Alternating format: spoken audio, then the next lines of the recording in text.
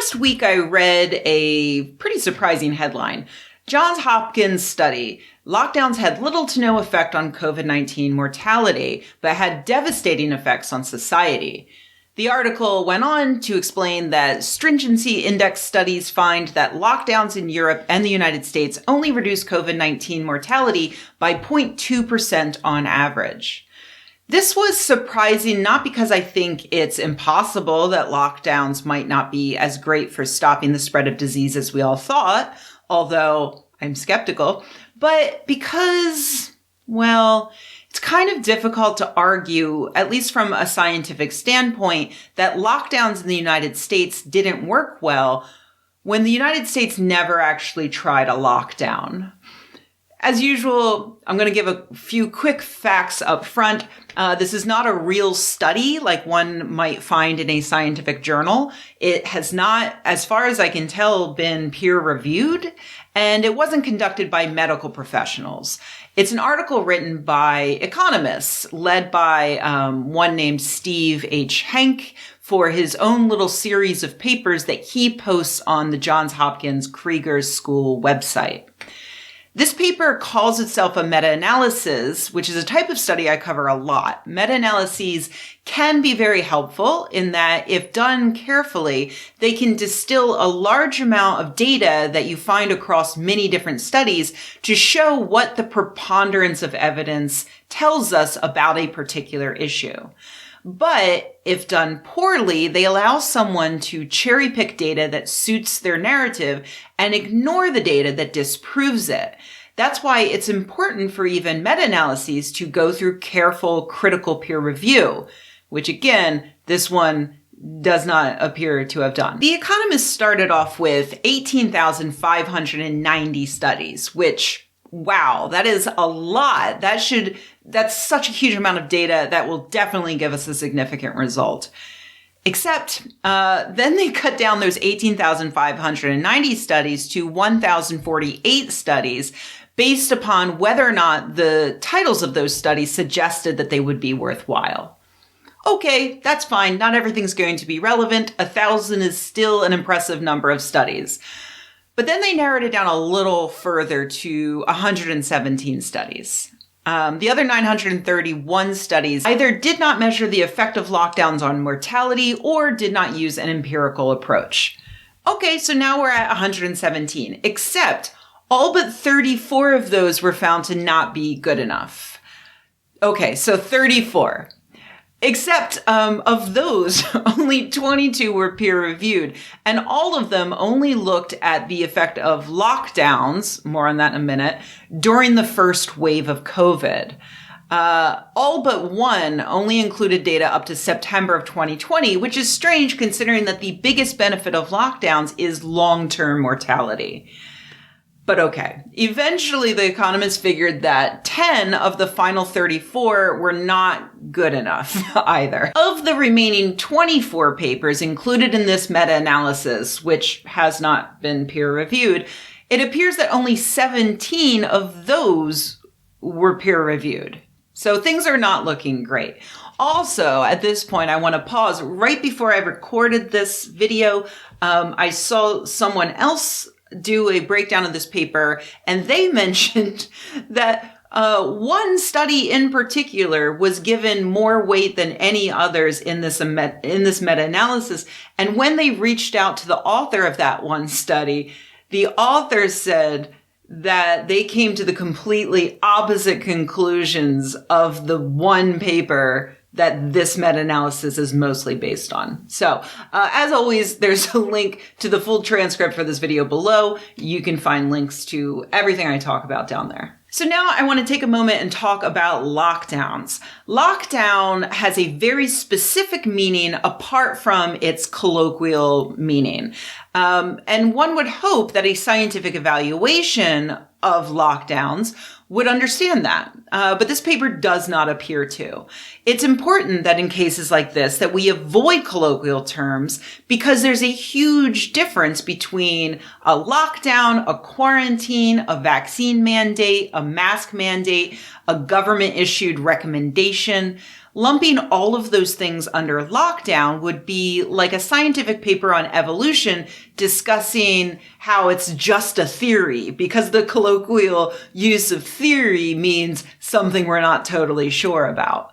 There's a reason why scientists uphold a different standard of word choice and definitions. And so we all know exactly what we're talking about. An actual lockdown looks like what China did in early 2020 in the Hubei province. On January 23rd, they shut down all public transportation in Wuhan, including buses, ferries, and subways. The Wuhan airport was closed. Major highways leading out of Wuhan were closed. Residents could not even leave the city without explicit government permission. Some cities only allowed one member of each household to leave the house every few days to get provisions. New Zealand and Vietnam enacted similar measures. In New Zealand, they closed the borders to non-citizens by March of 2020. Citizens returning from abroad had to isolate for 2 weeks. Tourists were forced to isolate if they didn't go willingly. In May, New Zealand passed a bill allowing law enforcement to enter residences without a warrant to enforce lockdown measures. People could only leave their homes for essential personal movement. All gatherings were banned and all non-essential businesses were closed. Meanwhile, in Vietnam, the government immediately locked down areas with known COVID cases, starting with 10,000 people who were forced to quarantine for about a month, with the military called in to enforce that quarantine. In July, they placed 1 million people in quarantine and mandated that they only go out in case of extreme necessities, such as buying food, medicine, seeking essential goods and services, and medical emergencies. All educational and non-essential services in the city were closed. Face masks were mandated in public, and people were ordered to frequently wash their hands with soap or alcoholic sanitizers. Gatherings of more than 2 people in public were disallowed, and maintenance of a minimum distance of 2 meters was required. All types of public transport were halted and personal vehicles were heavily restricted. Not a single state in all of the United States ever came anywhere close to doing anything like that. That's why it's helpful to have words other than lockdown to precisely talk about what did happen. Some states closed some businesses, some did not. Some states mandated masks indoors, and some did not. Some states enacted bills stating that private businesses could not insist that their customers wear masks indoors. Some counties discouraged travel, but no state, county, or city strongly enforced the restriction of people's movement around the country. Americans were encouraged to stay home if they could, but nobody was really forced to. If the entire world were a public pool, New Zealand and Vietnam would be hanging out in their own separate submarines, while Californians tried to swim to the deep end to avoid the Texans, who were just pissing in the shallow end and chugging beers to refill their bladders as quickly as possible. It would be bad enough for a study to look at that entire pool, call it all lockdown, and then take the average effectiveness of everyone's measures. But in this case, the meta-analysis really didn't even care much about the submarines. New Zealand, Vietnam, China, they're all but ignored in this meta-analysis, as 13 studies looked at the United States alone, 2 covered the US and Europe, and 1 covered Italy.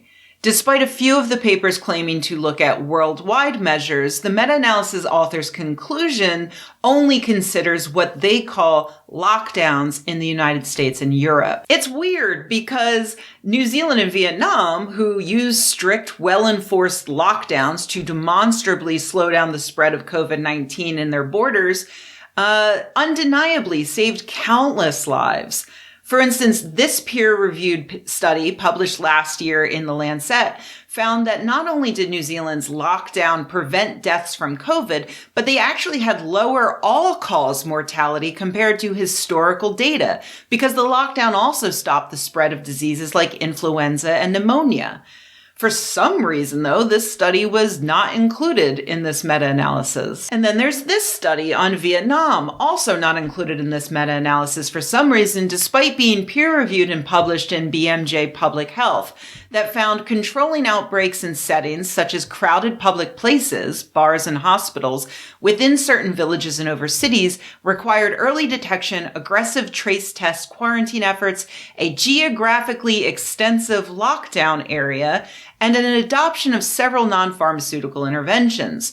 Many low-income and middle-income countries have experienced their second or third wave of the COVID epidemic, and they can learn from Vietnam's response across the 3 epidemic waves. Swift governmental action, strict border control measures, effective communication of health promotion measures, widespread community engagement, expanded testing capacity, and effective social measures to slow the spread of SARS-CoV-2 are highly important in these locations. And I didn't cherry pick these studies. There have been dozens of peer-reviewed papers published in the past 2 years specifically looking at countries that had more success dealing with COVID-19, and all of them credit a few notable early and direct actions. Contact tracing, the allocation of resources to medical professionals, and strict lockdowns. This meta-analysis ignored all of that, choosing to focus primarily on the United States, where our measures were neither early nor strict. So it's no surprise that they found that, and I'm quoting one of the studies that they included, the ineffectiveness of lockdowns stemmed from individual changes in behavior, either non-compliance or behavior that mimicked lockdowns. You don't say. A lockdown that isn't really a lockdown and that people don't bother to adhere to doesn't really work. Wow, fascinating. This embarrassment of a meta-analysis actually did look at some independent lockdown measures, and even they found that mandating face masks reduced COVID deaths by 21.2%, though they discount that because it was only based on 2 studies. Which is weird because 2 studies is almost 10% of all the studies they included in this meta-analysis. So 10%, you'd think that would be more significant. They also found that closing non-essential businesses like bars and restaurants reduced mortality by 10.6%. But for some reason, that figure got buried when it came time for outlets like the Daily Mail to breathlessly write their headlines that lockdowns only reduce mortality by a measly 0.2%, except for when you close businesses like bars and restaurants. It's simply not true. But that won't stop credulous conservatives from spreading this cherry-picked, non-peer-reviewed, self-published dumpster fire all over your QAnon uncle's Facebook page. In case you're curious, the meta-analysis co-author who publishes this series, Hank, has some, let's say, fringe opinions about the pandemic, like calling mitigation efforts fascist, which he thinks is the same as socialist, and likening politicians who enact vaccine mandates to Hitler. He also believes in the lab leak conspiracy theory. He really hates Dr. Fauci, blaming him for turning a blind eye to the hundreds of thousands of illegal unvaxxed immigrants. He started hating Fauci sometime after this tweet in March of 2020 when he wrote, COVID-19 is now being used as the left's political weapon against Donald Trump, inciting fear with their inflated, unreliable numbers. The media is stirring the pot of this witch's brew. Best to listen to Dr. Fauci or my Johns Hopkins colleagues. It's also weird that Hank forgot to include Vietnam in his meta-analysis, considering that he pissed off the entire country just a little while back by claiming that Vietnam is a rotten apple who wasn't reporting COVID deaths, when in fact they did report their COVID deaths. It's just that the number was 0. They had 0 deaths because, they made judicious use of early and stringent lockdowns. How awkward. So, I guess you could say that he's coming at this from a very particular perspective, and that perspective is completely batshit. Honestly, Johns Hopkins should be embarrassed, but at this point, I'm assuming they just don't care anymore.